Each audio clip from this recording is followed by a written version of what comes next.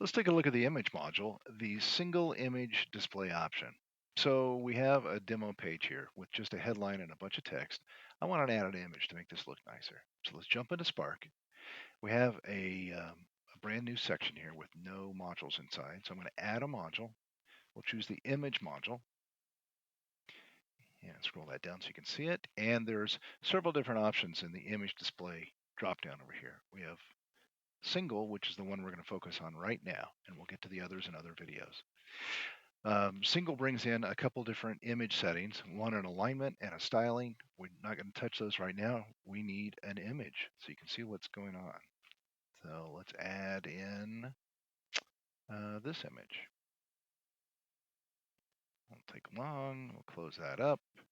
And you can see, okay, we're aligned to the left. So when I close the image module, you'll see that the image doesn't fill the entire column width. And the alignment would allow me to center it if I chose to. And if I choose the right option, it would align it clear to the right edge. Okay, well that's not quite what I wanted. I wanted to show you what a large image would look like. So I'm going to change images. We'll choose this one. And we'll save that, close that up, and then we'll pop out of the module. And you can see now I've got an image that fills the entire column width.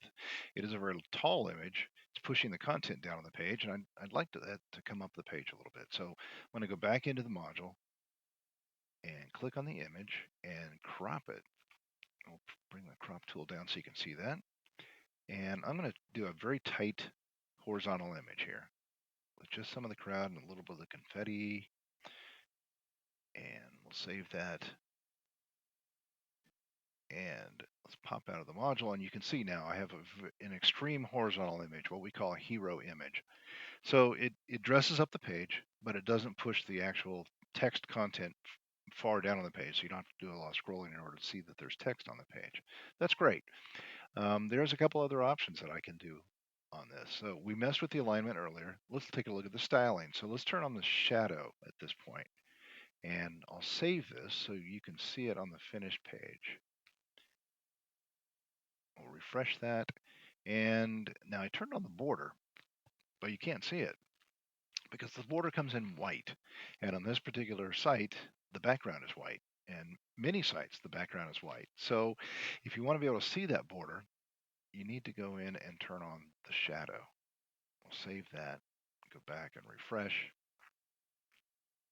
And when this loads, you'll now see that there is a white border that goes all the way around the image. And you can tell that because there's a shadow behind it that's pushing it away from the background. Now, you don't have to use the border with the shadow. You can turn that off, go back and save and refresh. And now there is a very subtle dark shadow behind the image here, which kind of pulls it away from the background. It's a nice effect. It's a very contemporary effect. It's what I wanted. So that's everything that you can do with the image module in the single image display mode.